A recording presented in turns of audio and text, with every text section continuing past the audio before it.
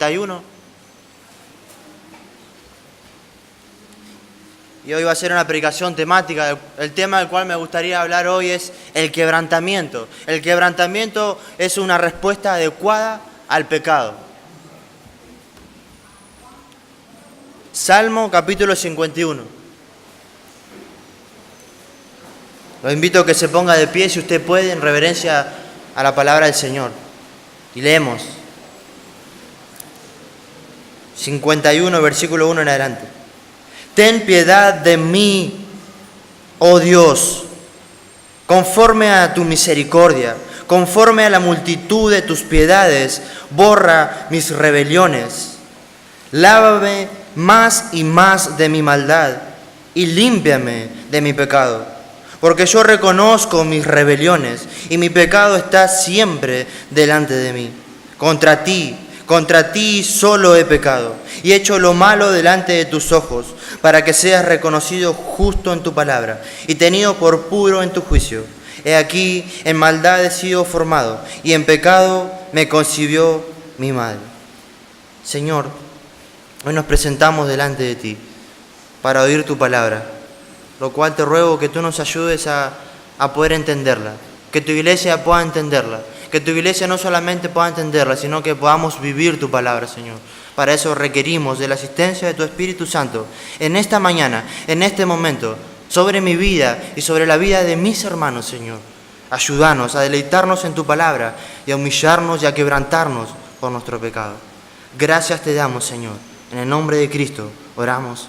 Amén y amén. Pueden tomar sus lugares, sus asientos. Y este es un salmo maravilloso, un salmo hermoso. Y como bien decía, el tema de esta mañana que me gustaría compartir es el quebrantamiento, el cual es una respuesta adecuada al pecado. El quebrantamiento es el lugar al que nosotros llegamos cuando reconocemos que todo lo que somos, que todo lo que tenemos, que todo lo que hacemos en nosotros y por nosotros es amarga y miserablemente insuficiente. Insuficiente. Y hoy vemos predicadores, vemos en la televisión, vemos en internet y en muchos lugares, que hoy no hablan acerca de la ira de Dios, acerca del pecado, la cual fue derramada sobre Cristo. No lo vemos, escuchamos muy poco. Ellos nos dicen, ven ahora y llora por las miserias que vendrán sobre ti, pecador. Ellos nos dicen, es algo aterrador caer algo en manos del Dios vivo.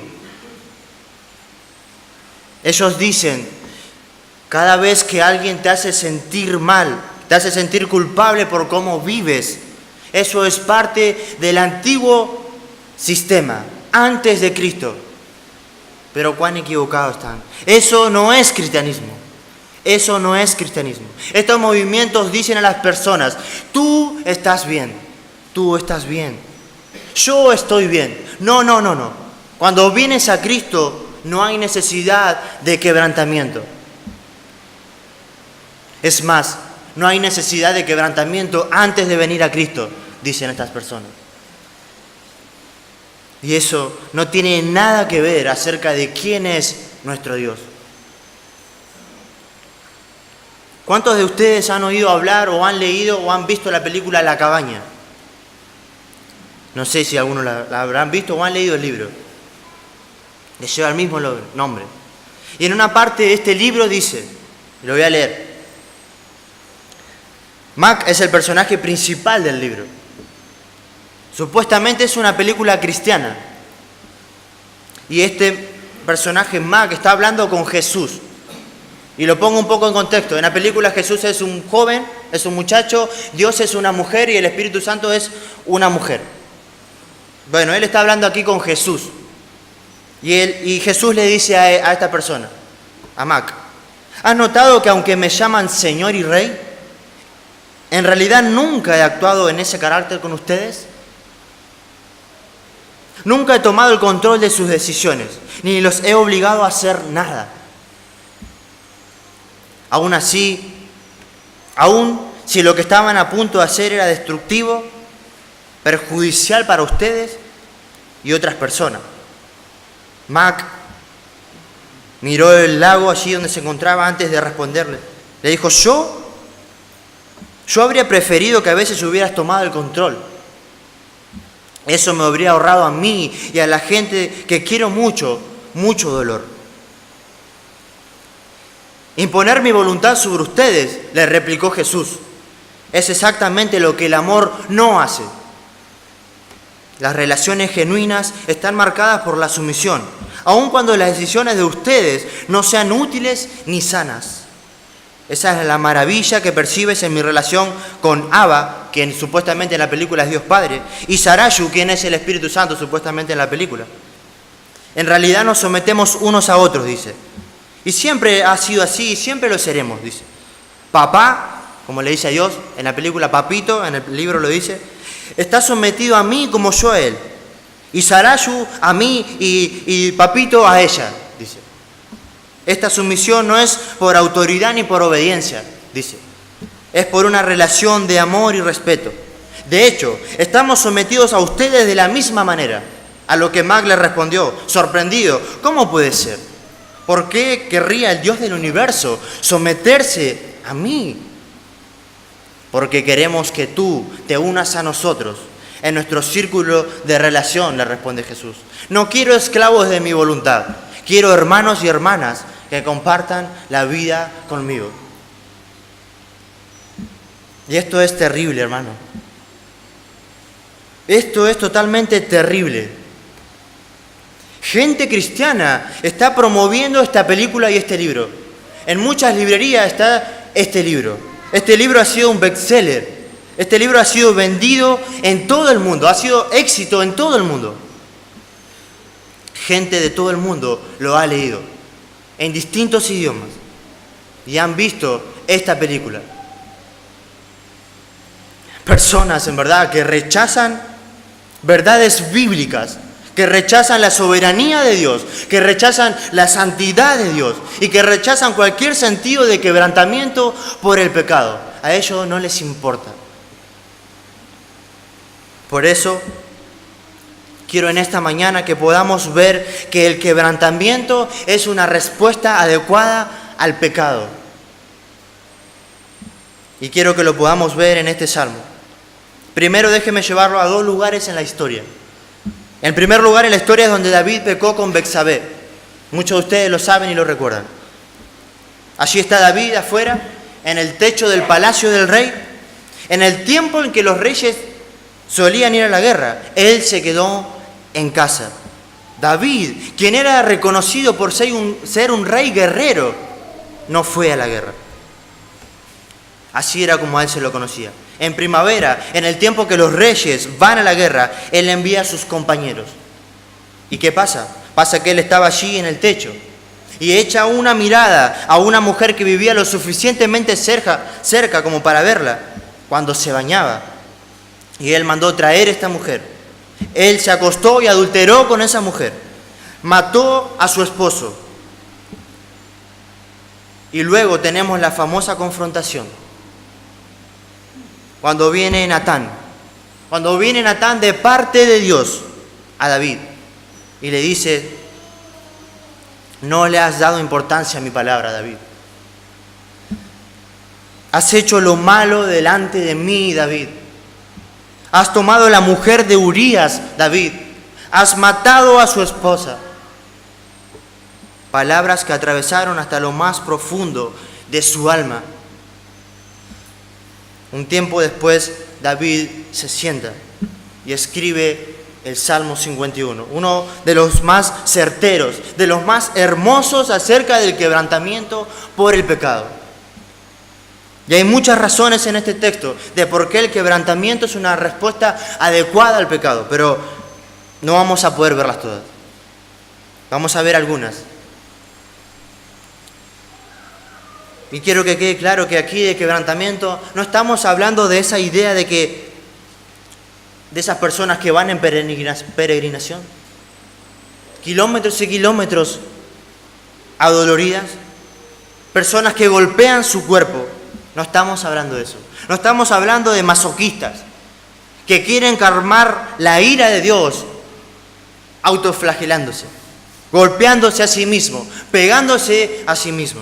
No, no estamos hablando de eso. Estamos hablando de una respuesta correcta, adecuada a un Dios santo, cuando reconocemos que lo hemos ofendido.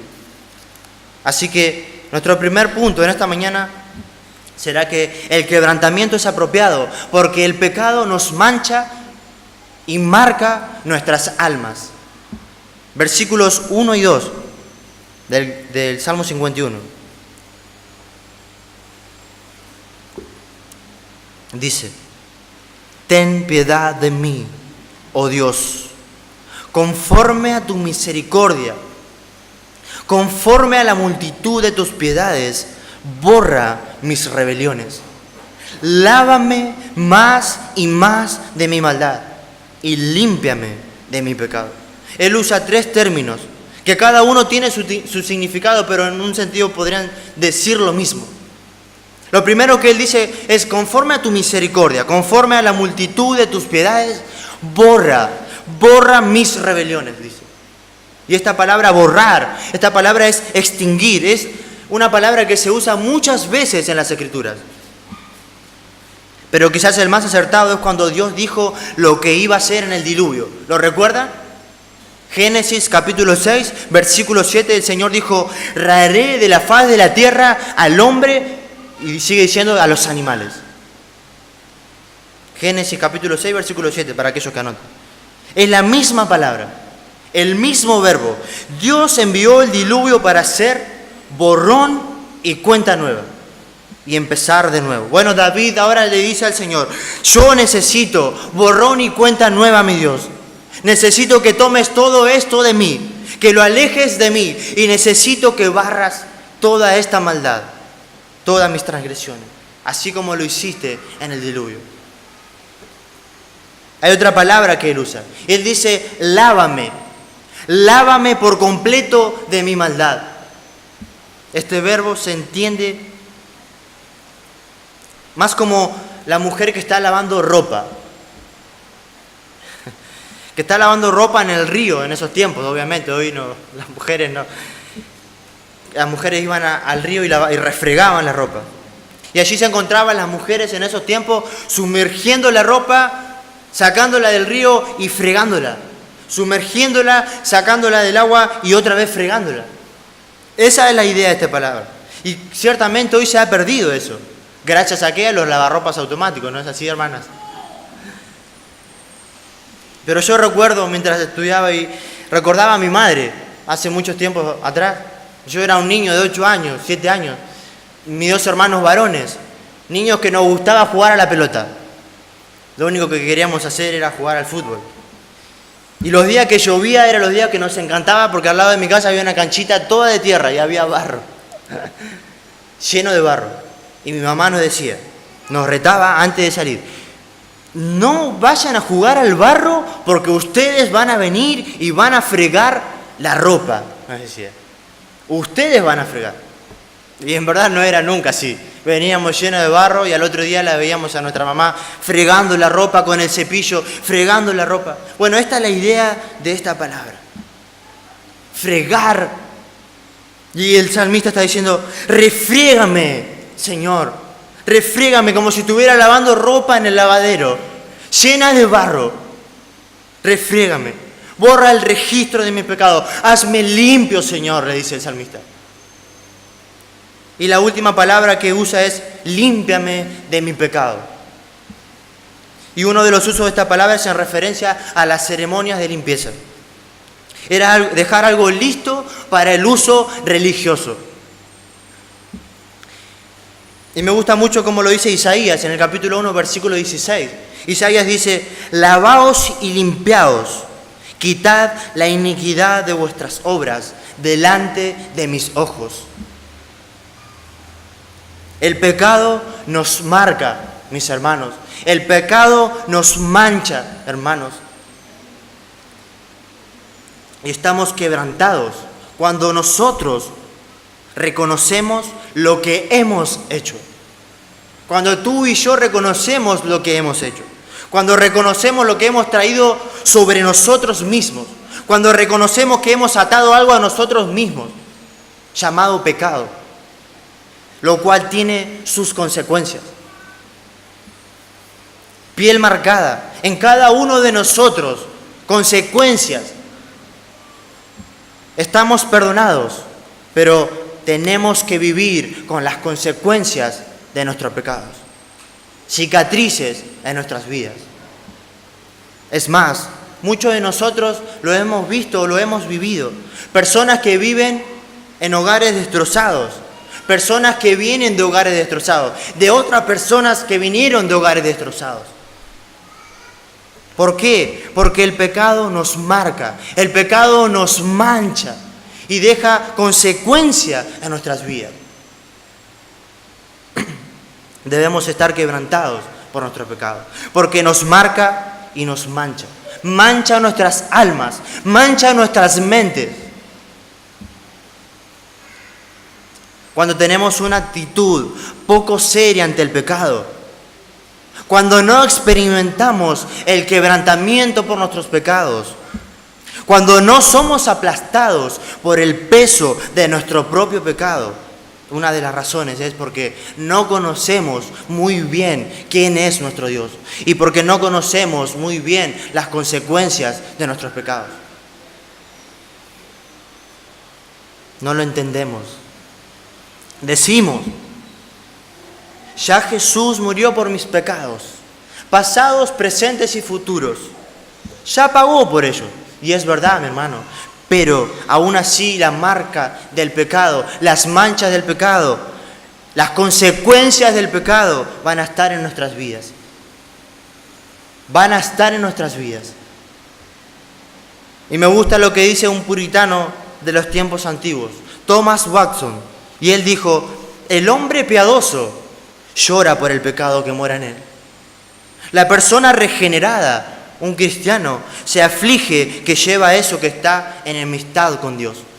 Su corazón es como un ancho mar en el cual hay innumerables cosas espantosas, vanos y pecadores pensamientos. Un hijo de Dios lamenta la perversidad oculta en su corazón y tiene más maldad de la que él supone que tiene.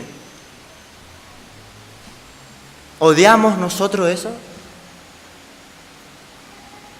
¿Odiamos ese pecado que está allí en nuestros corazones, con el que batallamos? Oremos. Oremos a Dios que no permita alguna vez a nosotros que comencemos a negar esto, a complacernos en el pecado. El quebrantamiento entonces es una respuesta correcta al pecado, porque el pecado nos marca, porque el pecado nos mancha. Nuestro segundo punto es que el quebrantamiento es apropiado porque el pecado crea recuerdos que se quedan con nosotros. Quizás alguno diga, pero mi hermano, así como está lejos el oriente del occidente, así de lejos alejó nuestras transgresiones Dios. Sí, las alejó, pero recordamos nuestros pecados. No, quizás tú dices, no, porque Él echó en lo profundo del mar nuestras transgresiones. Mi hermano, las personas pueden olvidar las cosas, ¿no es verdad? Sí, pero eso no es normal. No es normal que una persona se olvide de las cosas. No es la forma en la que fuimos creados. Hay personas que piensan que hay una fórmula mágica para que las cosas atroces que ellos hicieron sean borradas de sus mentes. Hermanos, recordemos que David escribió esto luego de las cosas horribles, horrendas que él había hecho. El versículo 3 nos muestra esto, que el pecado crea recuerdos en nuestra mente. Dice el versículo 3, porque yo reconozco mis rebeliones. Y dice, y mi pecado está siempre delante de mí. Mi pecado está delante de mí Siempre, siempre está allí mi pecado, dice él. Conozco a personas que han realizado abortos en mi contexto familiar. Personas que han practicado aborto y que luego de eso se levantan por las madrugadas llorando, soñando o viendo imágenes de niños por las ventanas, bebés llorando. Porque el pecado crea recuerdos en nuestras mentes. Las cosas atroces que nosotros hacemos quedan grabadas en este lugar. No hemos sido creados para olvidar las cosas. Y eso es bueno. Es bueno que no hayamos sido creados para olvidar las cosas. Por lo menos por 3 razones que yo le voy a demostrar hoy. Primero, porque si olvidamos nuestros pecados, si tú y yo olvidamos nuestros pecados, nunca podremos testificar de la bondad de Dios. ¿Has dado testimonio alguna vez de la bondad de Dios? Bueno, personas dicen, sí, antes lo hacía, pero ya ahora no recuerdo ninguno de mis pecados. No puedo testificar de la bondad de Dios. Eso suena ridículo. Cuando pecamos, creamos en nuestras mentes imágenes, recuerdos en HD, como hoy lo vemos en las televisiones. Recuerdos patentes quedan en nuestras mentes, que van a estar allí por años y quizás por muchos años más. Hay cosas que hacemos que no olvidamos. Segundo, si no podemos recordar nuestros pecados, no podríamos ser advertidos de no volver a repetirlos. ¿Tú te imaginas que nosotros pudiéramos olvidar que el fuego quema? ¿O que una olla en la hornalla está caliente? ¿Te puedes imaginar que olvidáramos eso? Vendríamos aquí todos llenos de ampollas y el cuerpo y las manos quemadas, porque nos olvidamos que el fuego está caliente. O tú nunca has visto a un niño, yo sí lo he visto en mis hijos, cuando hay algo caliente, la pava sobre la mesa está caliente y asoman su dedito y se queman, o su mano y se queman, y la próxima vez cuando ellos ven eso que está ahí y ya recuerdan, ya lo saben.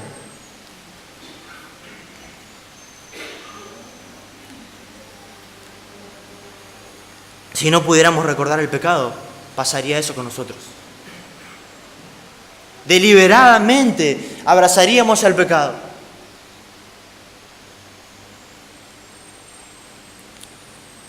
Dios nos ha otorgado el regalo de que nosotros podamos recordar nuestros pecados, para que continuamente ellos nos recuerden de sus consecuencias.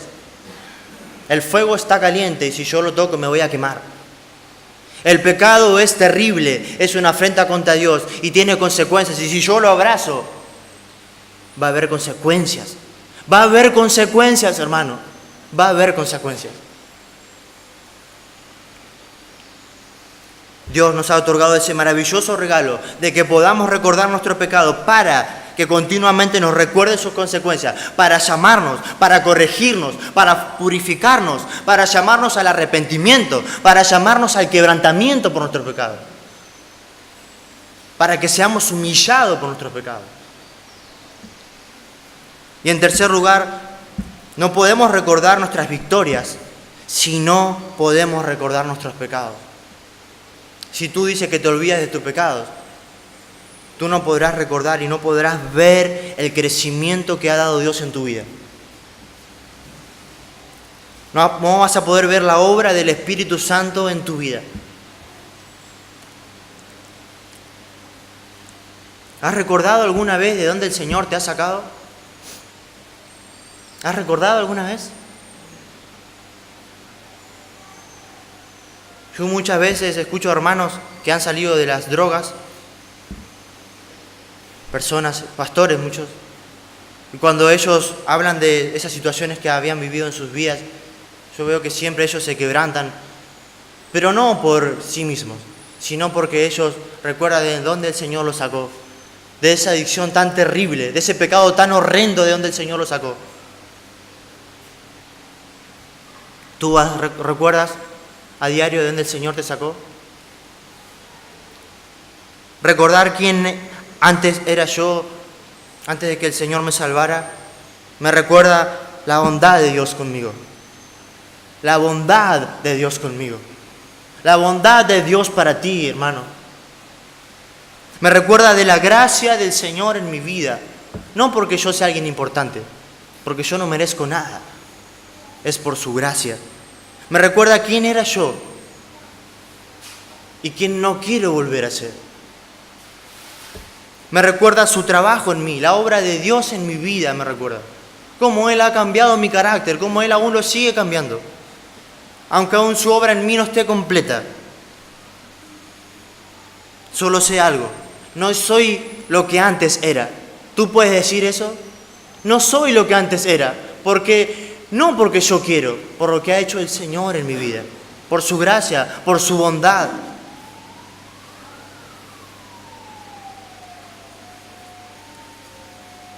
Nuestro tercer punto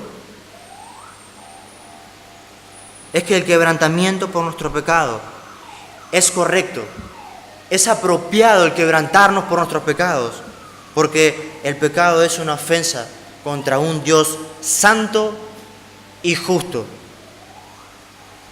Versículo 4 en adelante, al 6. Dice David: contra ti solo he pecado y he hecho lo malo delante de tus ojos, para que seas reconocido justo en tus palabras y tenido por puro en tu juicio. He aquí, en maldad he sido formado y en pecado me concibió mi madre. He aquí, tú amas la verdad en lo íntimo y en lo secreto me has hecho comprender sabiduría. Contra ti he pecado, dice el salmista, dice David. Note que él no dice he pecado contra Betsabé. Él no dice he pecado contra Urías, aunque ciertamente lo había hecho. Primeramente él dice he pecado contra ti, Señor. He pecado contra ti, mi Dios. Contra ti, un Dios santo y justo. Por eso, hermanos, debería preocuparnos personas como las que escriben este libro, como los que promocionan estas películas, La Cabaña. Debería preocuparnos estos predicadores que no predican a la gente del pecado. Debería preocuparnos lo que oímos, lo que escuchamos, lo que nuestra familia escucha y ve y lee. Debería preocuparnos. Según estas personas, la gente ya sabe que es mala, dicen. La gente ya sabe que es mala. No lo sabe. La gente piensa que es buena. Piensa que es una buena persona. Vemos las noticias.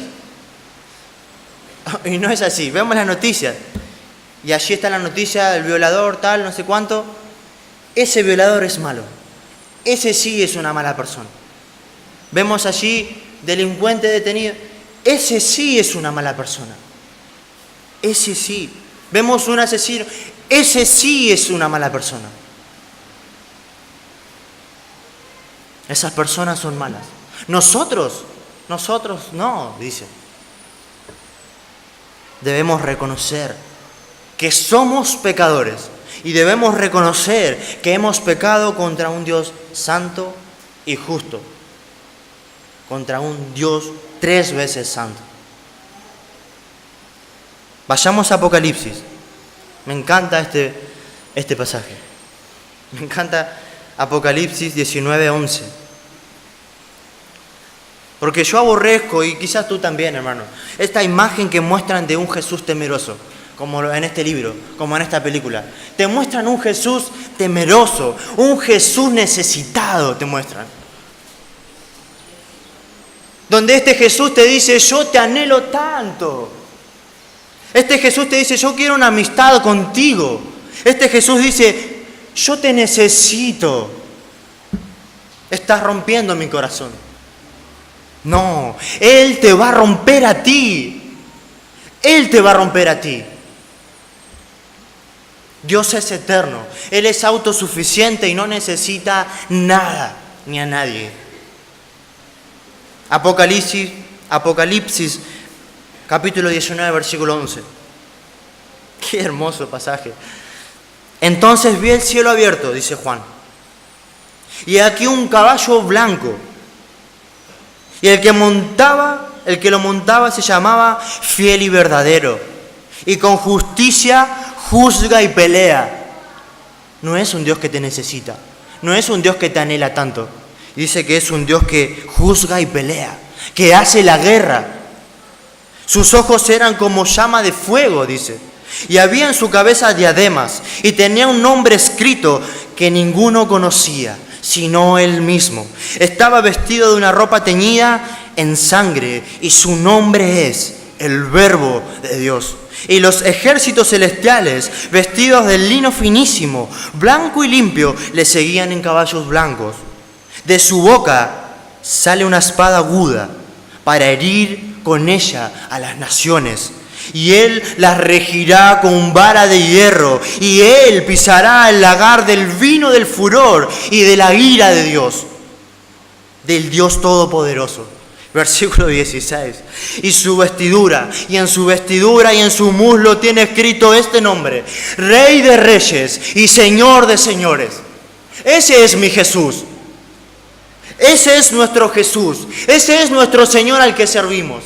El Dios del universo. No es un Cristo temeroso en el cual hoy se predica en muchos lugares. No es el Cristo temeroso que nos muestra este libro, esta película. No. No es ese Jesús. Este es nuestro Jesús. Ese es mi Jesús. Servimos al gran Dios del universo, que está irado y que derramó su ira en la cruz sobre su Hijo, sobre su propio Hijo derramó su ira. Y eso es maravilloso. Creer esto es maravilloso. Creer que Dios derramó la ira en la cruz sobre su propio Hijo es maravilloso, porque si no la derramaría sobre ti. Si tú crees, así está el sacrificio de Jesús. Derramó su ira sobre su Hijo, pero no para que tú y yo, no para que tú y yo sigamos pecando. No, mi hermano. El Cordero de Dios sin mancha, el Cristo Creador, el que nos sostiene con su palabra, el que va a venir en un caballo blanco, como dice aquí Juan, sufrió y murió por la ira de Dios. La satisfacción de la ira de Dios completamente fue satisfecha. Eso fue lo que ocurrió en la cruz. Eso fue lo que ocurrió en la cruz. ¿Cómo nos atrevemos, tú y yo, a tomar esto a la ligera? ¿Cómo nos atrevemos? Ese Jesús temeroso que vemos en videos, que vemos en dibujos animados, que tiene una peluca de muñeca, que lleva un corderito sobre sus hombros. Ese no es mi Jesús. Ese no es el Dios contra el que tú y yo pecamos. Ese no es el Jesús. Pecamos contra el Dios Todopoderoso. Pecamos contra el Creador del cielo y de la tierra, quien en vez de matarnos por lo que pensamos en esta mañana, anoche, por lo que hicimos ayer, por lo que pensamos, por lo que salió de nuestra boca, por el pecado que hay en nosotros, en vez de matarnos, nos dio un día más de vida por su gracia, por su misericordia.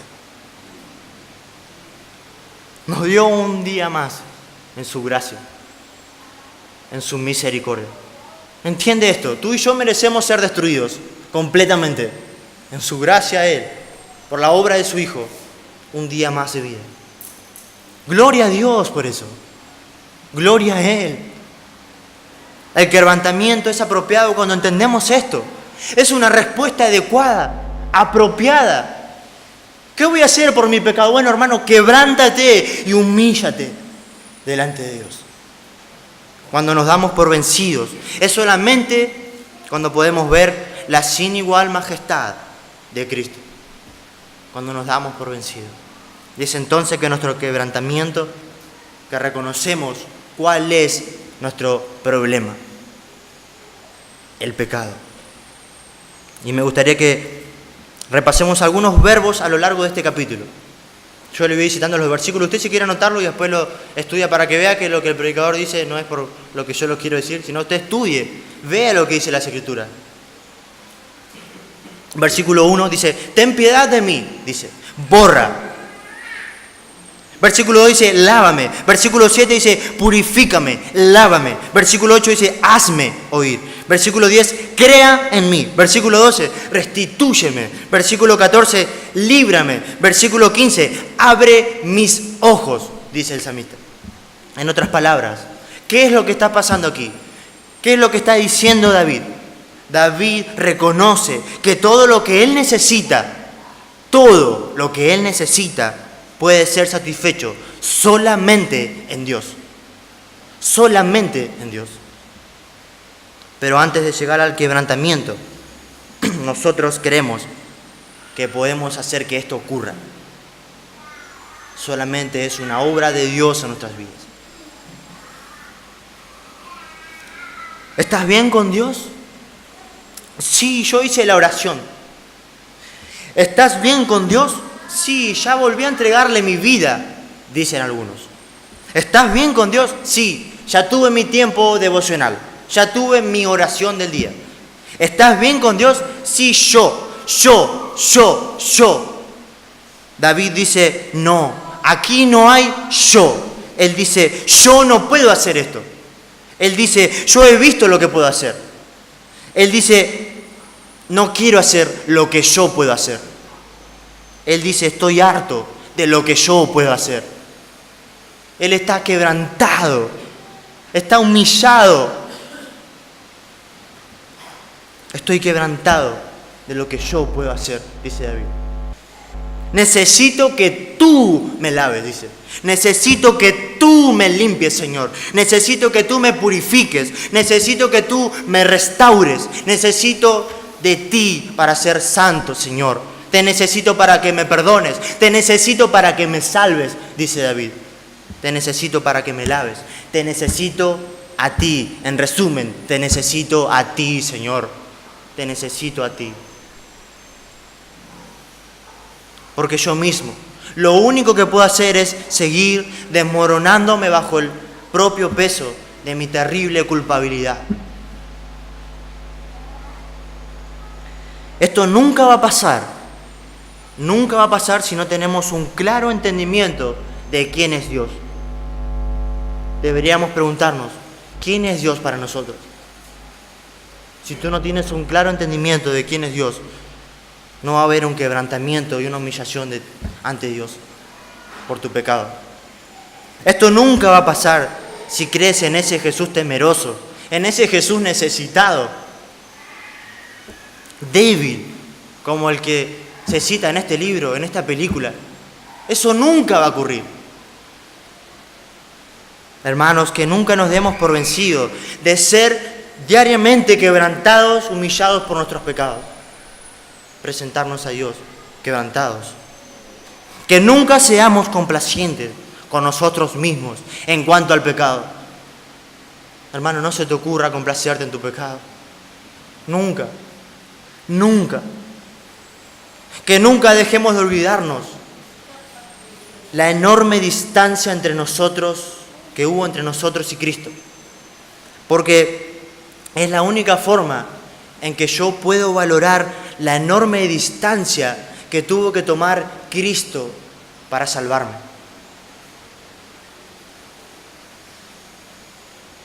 La enorme distancia que Él tuvo que recorrer para hacernos sus hijos. Nunca olvidemos cuán alejados estábamos de Él. Mis hermanos, el quebrantamiento es la respuesta adecuada al pecado. Pero no para que tú y yo nos revolquemos en él. No. Porque lo hermoso de esto es que, aunque estamos aplastados bajo el peso de nuestro propio pecado, Dios no nos mantiene allí. Dios no nos mantiene allí. Porque es en esa condición en que nosotros, en que tú y yo podemos adorarlo correctamente. El quebrantamiento es apropiado, porque el pecado marca y mancha nuestras mentes, nuestras almas. El quebrantamiento es apropiado porque el pecado crea recuerdos en nuestras mentes. El quebrantamiento es apropiado porque es contra un Dios santo y justo. Mi hermano, querido amigo que has venido aquí por primera vez, ¿has visto quién es nuestro Jesús? Nuestro Jesús es ese, el del Apocalipsis capítulo 19, 11. No tenemos otro Jesús para ofrecerte, que te anhela, que te necesita. Ese Jesús está airado contra el pecador. Ese Jesús es tu enemigo en este momento. Si tú no has creído nunca en Cristo, ese Jesús vendrá sobre ti y te condenará en el infierno para siempre. Y en este momento hay un deseo en mi corazón para que tú puedas venir a Él. Y es el mismo deseo de Dios, y es el mismo deseo de cada persona que se para en este lugar. Que tú vengas a Dios, que tú te arrepientas de tus pecados, porque eres un pecador. Eres un pecador. Y ese Jesús vendrá sobre ti. Si tú no te arrepientes, vas a ir al infierno. Pero ese mismo Jesús es un Dios de amor, que ha venido para ocupar tu lugar en la cruz, satisfaciendo esa ira de Dios. La ira de Dios tiene que ser satisfecha. Dos opciones: o fue satisfecha en la cruz, o va a ser derramada sobre tu vida eternamente en el infierno. Ven a Jesús. Siempre lo hacemos de este lugar y nunca nos vamos a cansar de hacerlo. Ven hoy a Cristo. Quebrántate, humíllate por tus pecados y ora a Él. Te invito a que puedas orar allí donde estás. Toma un tiempo y medita con Dios. Y cualquier hermano de aquí, si tú necesitas ayuda, te va a ayudar. Y nosotros oremos. Oremos y seamos quebrantados cada día por nuestro pecado, por la maldad que hay aún en nuestros corazones, para poder adorar a nuestro Rey de la manera que Él merece. Porque Él es digno, no nosotros, Él es digno. Señor, gracias. Gracias por tu palabra. Gracias que tú dejas tu palabra en nuestras manos y podemos leerla, podemos estudiarla, podemos predicarla. Y en mis debilidades, Señor, en mis flaquezas, te ruego que mis hermanos hayan entendido y que tú hagas tu obra. La obra que tú haces siempre a través de tu palabra. Y humíllanos, que no nos complazcamos en nuestros pecados, que no abracemos el pecado, que huyamos, que odiemos el pecado, Señor. Y aquellas personas que están aquí por primera vez, que tú les concedas arrepentimiento, que tú les concedas la fe para venir a ti y juntos como hermanos adorarte al Dios eterno, al Dios santo y justo. Gracias, Señor, en el nombre de Cristo. Amén.